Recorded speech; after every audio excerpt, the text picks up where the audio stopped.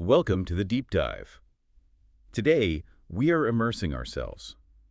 Well, maybe immersing is a bit formal. Yeah, We're really digging into a truly exceptional career. absolutely. A career that started, way back in the sort of gritty world of 60s British TV. Right, low-budget stuff, something. Exactly. And somehow, decades later, ended up with, what, an Oscar nomination, an international theatrical sweep. It's quite something. It's quite the journey. And that's what we want to explore, isn't it? This performer who just mastered the art of reinvention managed to hit this incredible dual peak, you know? Recognition in two totally different arenas. It really is a study in professional resilience, I'd say, and strategic choices, too. So, yeah, we're taking a deep dive into the extraordinary life and legacy of the beloved British actress Pauline Collins. Her active career spanned, 55 years? Amazing. From 1962 right up to 2017. Wow. And sadly, she leaves behind this powerful body of work, having passed away just recently, November 5th, 2025. She was 85, passed away in Highgate, London. So our mission today, really, is to understand the mechanics of this. How did one actress manage to define herself first as Sarah Moffat? You know, that quick-witted, really groundbreaking maid on 70s prestige TV. Upstairs, downstairs. Yeah. Iconic. Totally. And then, nearly 2 decades later, successfully pivot, conquer the West End, Broadway, Hollywood, as Shirley Valentine. Yeah. The philosophical, sort of ordinary housewife. It's an almost unprecedented transition, really. You don't see that often. No. And we should probably acknowledge right at the start, her contribution was formally recognized. She was honored as an Officer of the Order of the British Empire, the OBE. Right, the OBE. That was in the 2001 Birthday Honors for services to drama. And that distinction, well, it speaks volumes about the impact she had, doesn't it? Moving so sort of effortlessly between popular TV and the absolute highest levels of international stage and cinema. It really does. So, to fully appreciate that success, I guess we have to start right at the beginning. Trace the foundations. Exactly. Her early life, her first professional choices, that's where the groundwork was laid. Okay, let's unpack this journey then. Looking at Pauline Angela Collins' early life, her foundations seem quite intellectual, actually. A bit removed from the theater world initially. Born September 3rd, 1940 in Exmouth, Devon.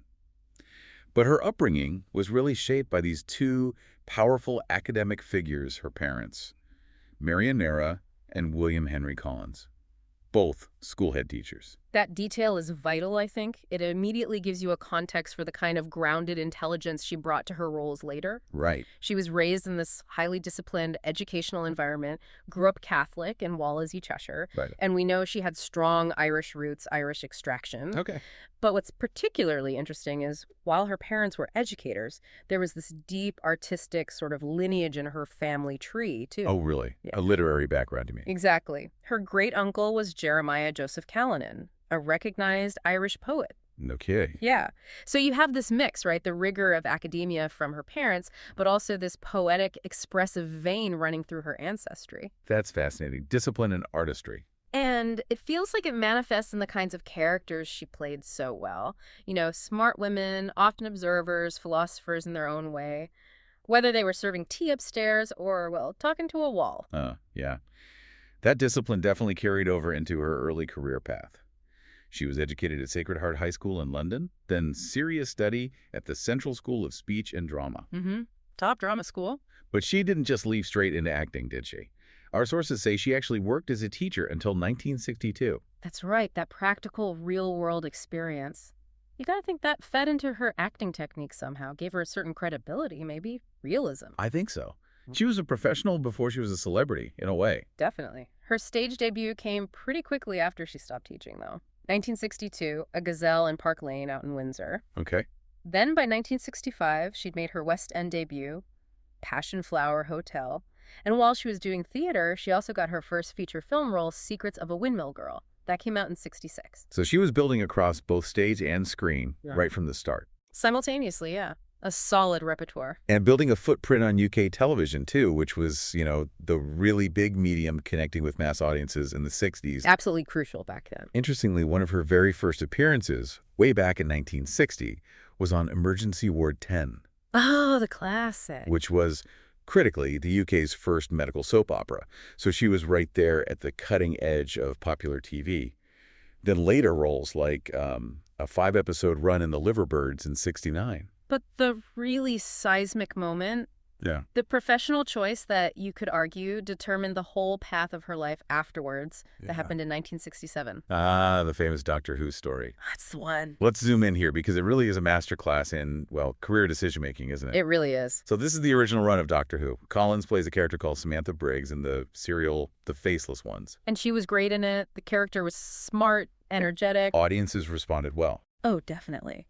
And the showrunners noticed. They saw how well she performed the role, and she got offered the chance, a really coveted opportunity back then to stay on, to continue as a new, regular companion for the Doctor. Which would have meant, what, a long-running gig, globally visible, financially stable? Exactly, in a show that was fast becoming this huge genre phenomenon. And she said no. She walked away, declined the offer.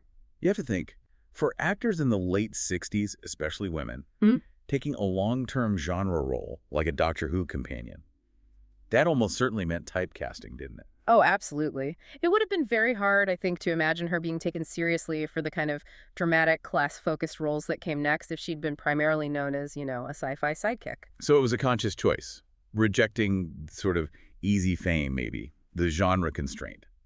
I think so. In favor of character depth, long-form drama, that refusal feels like the single most important decision of her early career. By saying no, she kind of signaled to the industry, didn't she? Yeah. That she was prioritizing quality, versatility, developing these grounded characters. Precisely, which positioned her perfectly for the dramatic explosion that was just around the corner. And that sets the stage perfectly for Section 2, the Sarah Moffat era. Because turning down Doctor Who meant she was available for the role that basically defined British television in the 1970s. Absolutely. Sarah Moffat in Upstairs, Downstairs. Not a show. A cultural landmark. Collins was in it from 71 to 73, wasn't she, across the first two series. And she was just central to its success. It wasn't just a costume drama, was it? It was doing something more. Looking at the rigid British class system, early 20th century. Deeply sociological, yeah. You had the upstairs families with all their melodrama, but the downstairs staff, they were the engine. They provided the relatable human drama. And Sarah Moffat was the perfect character for that. She wasn't, just meekly serving. Not at all. She was sharp, often really determined, incredibly resourceful as the maid. She gave you that essential working class perspective. Always pushing against the rules a bit, wasn't she? Yeah, trying to circumvent things. That provided a lot of the conflict and honestly a lot of the fun.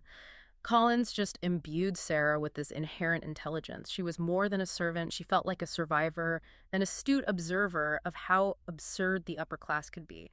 It's that contrast, isn't it? Between the Bellamy family upstairs and the staff like Sarah downstairs. Yeah. Their values, their ambitions, that's what made it so gripping. Totally. And while all this professional success was happening, her personal life and career started to intertwine. She married the actor John Alderton in 1969. Right. And their collaboration immediately became this defining feature of both their careers. A real power couple for British TV back then. The quintessential one, maybe. Alderton actually joined her in the second series of Upstairs, Downstairs. Capitalizing on that chemistry they obviously had. Exactly. And their characters, the maid and the chauffeur, Thomas, they were so popular, the public just wanted more. Which led directly to the spin-off series in 1979, Thomas and Sarah. Yes, which is a huge testament to how much audiences connected with those specific characters played by them. But their partnership went way beyond just historical drama, didn't it? Oh, absolutely. They showed incredible versatility together. They starred in that successful sitcom like, no, honestly. 13 episodes in 74 showed off their comedic timing. Then they followed that up collaborating on the anthology series Wodehouse Playhouse, adapting P.G. Wodehouse stories. That was 75 to 76. So they're moving effortlessly between prestige drama, historical romance, light comedy. And then years later, proving they'd captured imaginations across generations, they even co-narrated that popular animated kids series, Little Miss, in 1983. I remember that. They really built this shared, multi-platform brand together. They did. And that deep dive into pop culture even led to some, well, quirky memorabilia. Go on.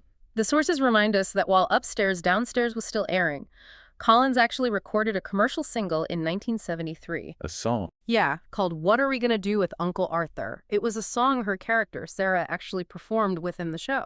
That's amazing. So she wasn't just acting, she was fully embedded in the whole cultural landscape of the early 70s. Completely. And all this high-quality, high-visibility work, it didn't go unnoticed by the industry, obviously. Well, you'd expect not. By 1973, she was already getting major recognition. She earned a nomination for a British Academy Television Award, a BAFTA for Best Actress. Okay. And that was for her combined work across Upstairs, Downstairs, and another more dramatic anthology series, Country Matters, Crippled Bloom. That BAFTA nomination is so important, isn't it? Uh, Because it really validates that earlier decision she made to focus on character depth over, say, the Doctor Who path. Absolutely. By the mid-70s, she's successful, critically acclaimed in Britain, professionally stable, but exactly, she was still largely a British star. The global recognition, that true international peak, that was still nearly 2 decades away. Right. And when it hit, wow, it hit with the force of a cultural phenomenon. That dramatic shift is exactly what brings us to Section 3, the global peak. Shirley Valentine. Shirley Valentine, yeah. This single role, it didn't just transform her career. It became this global symbol, didn't it? Female self-discovery, empowerment, late 1980s. And it started, as the best character work often does, on the stage. Mm-hmm. Willie Russell's one-woman play, Shirley Valentine, opened in London 1988, Collins in the title role, and it was just an instant theatrical sensation. Massive critical praise, huge audiences. The success was so immediate, so overwhelming. An international transfer felt inevitable, I suppose. It moved really quickly to Broadway in 1989, and what happened next was just, well, it's an award sweep that people still talk about in theater history. The sheer volume of awards she picked up for that one performance, Yeah. it's almost hard to grasp. It really is. She managed to get the top theatrical awards on both sides of the Atlantic for the same role. That's incredibly rare, reserved for the most extraordinary talents. Okay, let's listen, because they are truly monumental. She won the Laurence Olivier Award for Best Actress, the Olivier, in '88 for the London run. Right. Top UK Theatre Award. Then she gets to New York, and she wins the Tony Award for Best Actress in a play in 1989. The Tony. The biggest one on Broadway. Unbelievable. But it wasn't just the majors, was it? She basically dominated the entire theatrical season. The source material lists this cascade of recognition. Yeah, she also won the Drama Desk Award, the Drama League Award for Distinguished Performance, the Outer Critics Circle Award, and the Theatre World Award. Wow. Just swept the board. That kind of total victory in a single season, it tells you this wasn't just a great performance. It was a performance that tapped into something the audience universally needed or felt. And it showcased her incredible mastery, didn't it? Sustaining that complex, emotionally demanding story completely alone on stage for 2 hours. Incredible stamina and skill. And because the stage success was just so enormous, the film version was immediately greenlit, 1989, with Collins reprising the role naturally. And this is the leap, isn't it? The translation that turned her into a genuine international cinematic star. Right. And the film awards mirrored the stage success almost perfectly. They did. She won the BAFTA Award for Best Actress in a Leading Role, securing the top British Film Prize for it. Okay. She also got the Evening Standard British Film Award and something called a Golden Apple Award. But the crowning achievement, obviously, the thing that cemented her global status, that was the Hollywood recognition. For the film, she was nominated for the Academy Award for Best Actress. The Oscar nomination. And the Golden Globe Award for Best Performance by an Actress in a Motion Picture Musical or Comedy. So winning the Olivier, the Tony, the BAFTA, and getting the Oscar nomination, all for playing the same character, moving seamlessly from that intimate stage performance to this huge international screen presence. It's genuinely one of the rarest accomplishments in modern acting history. Truly extraordinary. Why did that character resonate so powerfully, do you think? Well, the writing by Willie Russell is brilliant, obviously. But Collins' interpretation, it just broke through traditional dramatic walls. Shirley Valentine is this, ordinary Liverpool housewife. Feels overlooked, life lacks joy, until she takes this spontaneous holiday to Greece and finds this profound self-discovery. And the technique they used was quite groundbreaking for film then, wasn't it? Even though it's common in theater. Breaking the fourth wall, yeah. Shirley Valentine speaks directly to the audience, to the camera, sharing her inner thoughts, her frustrations, her hopes, her little philosophical insights. That direct address created this incredible intimacy. It allowed millions of people, particularly women maybe, who felt trapped or overlooked in their own lives to feel seen. You weren't just watching a character, you felt like you were being confided in by a friend. That connection just transcended language and culture, didn't it? It really did. It was this intensely private journey, but played out in the most public way possible. And the cultural ripple effect was huge. We've got this fantastic, slightly surprising piece of pop culture data that perfectly illustrates how her image transformed. Oh, yes. Following the film's release and its global success in 1990, Pauline Collins was voted the sexiest woman in Britain. Isn't that amazing? Think about that journey. Hmm. From the earnest, class-conscious maid Sarah Moffat in the 70s Right. to being recognized internationally Mm. as this figure of desire and complex female confidence. It was a complete professional and public rebranding. It established her as this leading lady, fully capable of embodying mature female desire and intellectual freedom. Just a sensational and hugely successful second act to her career. Absolutely. Now, moving into Section 4, she didn't just sort of sit back after hitting that global peak, did she? Not at all. She immediately diversified, Oh. showed the industry she was still committed to range, and importantly, still committed to those successful professional partnerships. Right. So right after Shirley Valentine, she immediately returned to British television. Starred again with John Alderton in that popular ITV drama series Forever Green. Oh, yeah, I remember that. Ran for 18 episodes, 89 to 92. Exactly. It showed that even with these new global film aspirations, she was still committed to quality British episodic drama. Her later film work really shows her range, too, doesn't it? Moving easily across genres, continents. Definitely. Think about the difference in these roles. 1992, she's in the gritty international drama City of Joy, playing Joan Bethel. Filmed in India, a really serious, dramatic departure from Shirley Valentine. Big shift. Then she moved into these major historical ensemble pictures. In 1997, she played Daisy Margaret Drummond in Paradise Road, that film about female prisoners of war. Right. She also reunited with Alderton for the 2002 film Mrs. Caldicott's Cabbage War. Ah, yes. What's really notable about this later phase, I think, is how consistently she chose to be part of ensemble projects, supporting the wider story rather than just chasing lead roles all the time. That's a good point. Mm. And as she got into her later years, she became really valued for bringing that grounding, that weight to ensemble casts packed with other acting legends. Totally. Think about those two key roles in the early 2010s. She was in Albert Nobbs in 2011, and then in 2012, she played Cissy Robson in the film Quartet. Oh, Quartet. Great film. Directed by Dustin Hoffman, wasn't it? She shared the screen there with Maggie Smith, Tom Courtenay, Billy Connolly.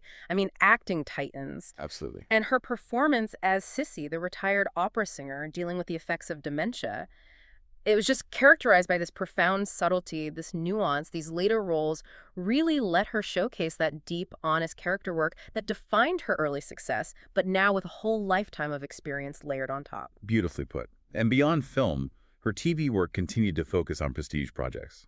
She took the lead role, Harriet Smith, in The Ambassador. That was a 13-episode series, 98-99. But where her style, that grounded, intelligent style, really shone again was in literary adaptations. Yes. This is where you see that intellectual rigor again, maybe from her head teacher parents coming back. Interpreting someone like Dickens requires immense precision, doesn't it? Historical linguistic. Definitely. She played the haunting figure of Miss Flight in that magnificent 2005 BBC production of Bleak House. She was in 10 episodes. Brilliant performance. And then a decade later, she returned to Dickens again, showing that mastery of historical characters.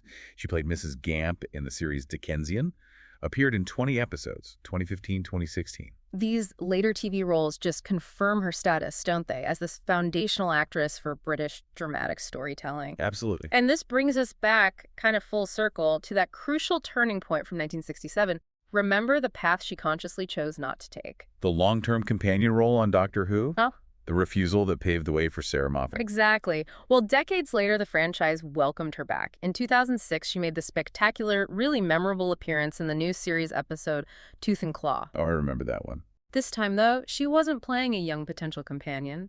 She was playing a towering historical authority figure, Queen Victoria herself. Taking on werewolves in her Scottish castle was great. It was fantastic, but the historical significance of the casting is even bigger, isn't it? How so? That appearance made her only the third actor in history to have appeared in both the original Doctor Who series, back in '67, and the revived series in 2006. Wow, only the third. That's surprisingly rare. It is, because the industry changes so fast, people move on. It signifies not just an incredible career longevity, but the deep respect she commanded from the industry. To be invited back for such a high-profile role. It perfectly validates her initial choice, doesn't it? by refusing to be defined by that genre early on. She later earned the right to choose any role she wanted, even within that same genre, but this time on her own terms, with complete professional authority. It's a fantastic arc. We should probably turn now, though, to Section 5. Cover her personal life, the honors she received, and some of the more sensitive aspects of her story that really contributed to her legacy of, well, emotional transparency. Right. We've mentioned her long and clearly successful marriage to John Alderton. Started in 1969. They raised 3 children together, lived in Hampstead, London. A very stable family life, it seems. But our sources detail this private yet profoundly significant event that Pauline Collins very courageously shared publicly later in her life. This is before her marriage to Alderton, right? Yes. She had a daughter with the actor Tony Rohr, and this daughter was placed for adoption back in 1964. It's a sensitive part of her history, but it is publicly documented. It is, and the importance, I think, lies in how she handled it. Exactly. She eventually reunited with her daughter Louise 21 years after the adoption.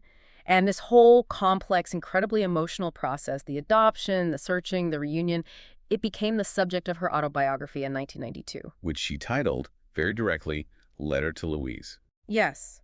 Publishing that book must have taken immense bravery. Oh, absolutely. It spoke volumes about her transparency, her willingness to share difficult human experiences with the world. And that honesty, that vulnerability she showed in her personal life, it really mirrored the kind of emotional reality she brought to her work on stage and screen, didn't it? Especially in roles like Shirley Valentine. She made the deeply personal feel universal. She really did. And of course, the culmination of this distinguished, incredibly diverse career, it earned her that official recognition from the Crown. The OBE, yes. We mentioned her appointment as Officer of the Order of the British Empire in the 2001 birthday honors. And that title, it's not just ceremonial, is it? It's confirmation of her vital services to drama. It acknowledges how she really elevated British stage, television, and film throughout the whole second half of the 20th century. A huge contribution. Now, in her final years, the source material does confirm she was suffering from Parkinson's disease. Yes. And apparently, she faced this illness with the same kind of quiet determination she brought to so many of her characters. She died peacefully, age 85, on November 5th, 2025, while in a care home in Highgate, London. The end of a truly remarkable 55-year career. And one defined, I think, by her unique ability to inhabit women who often felt overlooked by society, the maid, the housewife, the marginalized figure, and give them dignity, wit, and this powerful, resonating voice. So, as we reflect on this incredible biography, we really are left with that potent contrast between her 2 most famous creations, aren't we? Definitely.